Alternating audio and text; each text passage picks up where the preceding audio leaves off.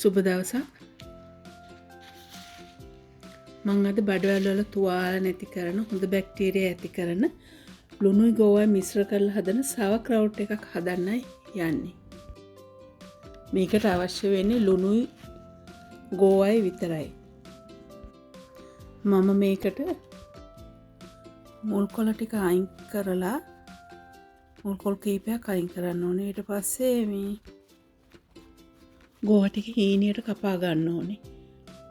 ඒ කපාගෙන භාජනයකට ලුණු දාලා ඒ ලුණු මිශ්‍රණයට හොඳට ගෝවා ටික දාලා අතින් හොඳට පොඩි කරන්න ඕනේ. ගෝවා 500කට ලුණු මේස හැඳි එකක්. ගෝවා ටික හොදන්න නැතුව තමයි ගන්න ඕනේ. මුලින්ම පොඩි කරලා ටිකක් වෙලා වහලා තියන්න ඕනේ. තිබ්බහම හොඳට ලුණුත් එක්ක මිශ්‍ර වෙලා වතුර ගතිය හැදෙනවා.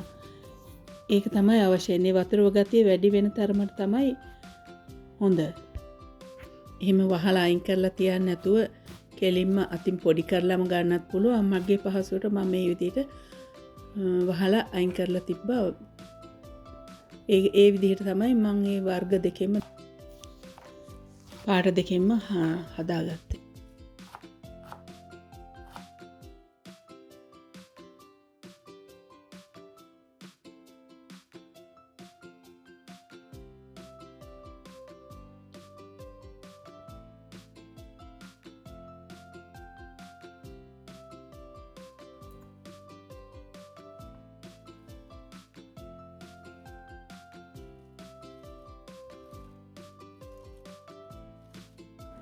එහෙම හදාගත්ත මිශ්‍රණයට තමන් කැමති නම් අන්නාසි ඇපල් වගේ පළතුරු හරි මොන හරි එළවලු හරි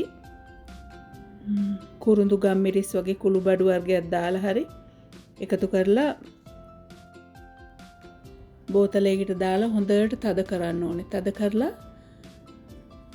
ඒ අර වතුර ගතිය උඩට එනකන් ගෝවා ටික වැහෙනකන් හොඳට වතුර එනකන් තද කරන්න ඕනේ.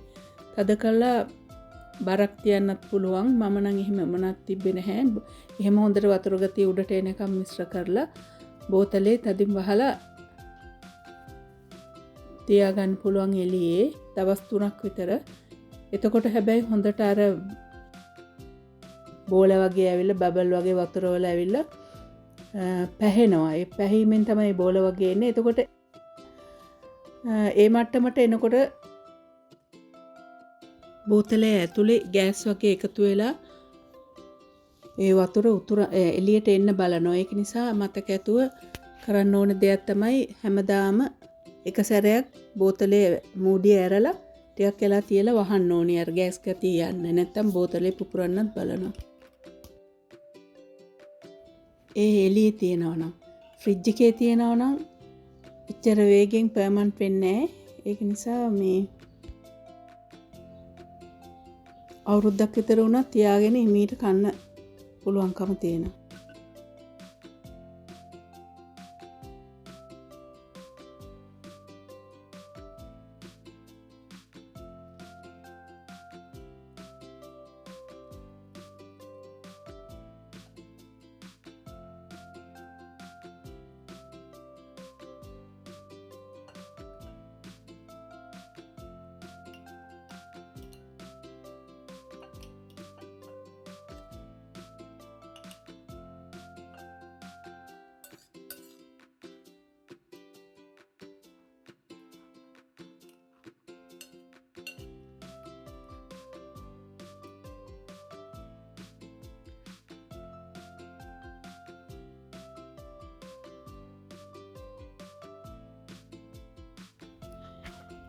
මේ විදිහට බත් සෑන්ඩ්විච් මස් වර්ගයක කන්න පුළුවන් අඩු මුදලකට වැඩි ගුණයක් තියෙන sauerkraut එකක් ඔයාලත් හදලා බලන්නකෝ.